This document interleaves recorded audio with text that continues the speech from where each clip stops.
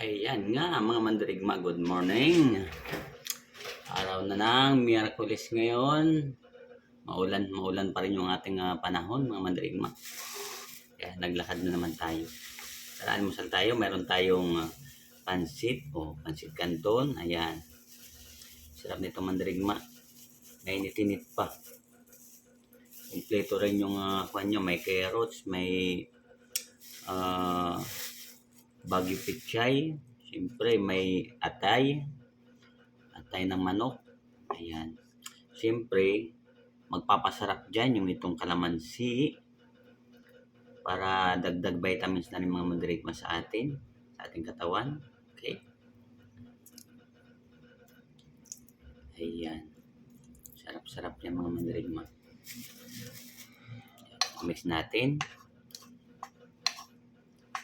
Kaya yung mga mahilig dyan na kumain ng pansit, baka naman palambing mandirigma, i-share nyo naman ito.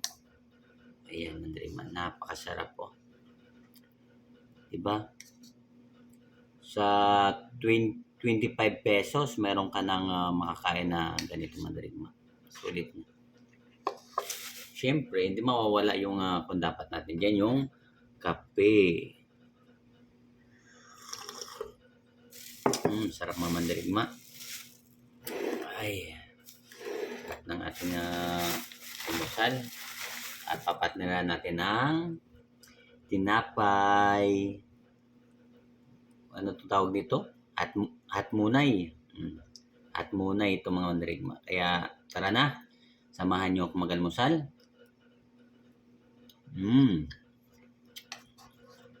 Sarap.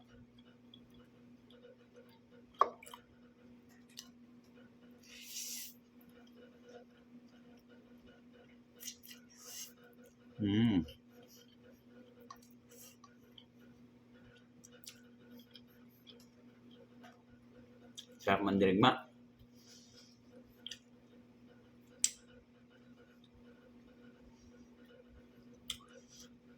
Di ba yung sa atin, masarap talaga sa tinapay yung sinasawsaw sa kape.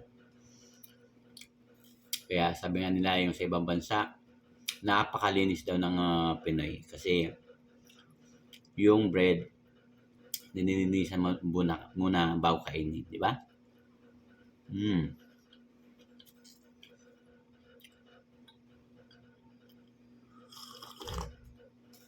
Sarap. Ang daming sahog mandirigma.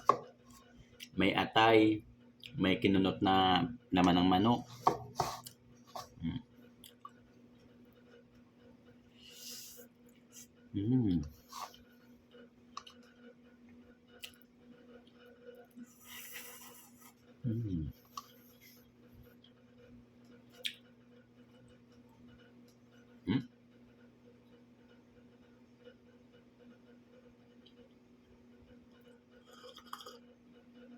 Wow. Sarap.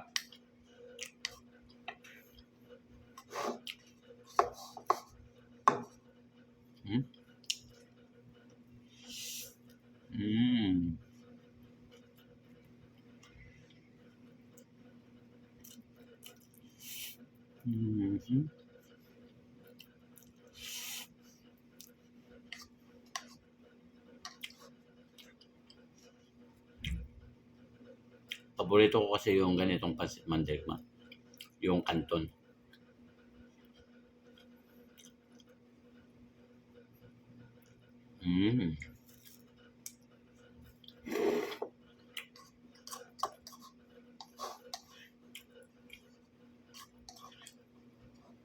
Okay?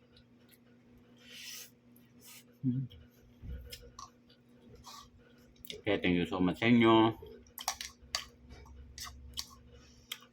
Kaya i-share nyo naman. Okay, thank you so much. Almusal na. Ay, sarap. Thank you. Good morning. God bless.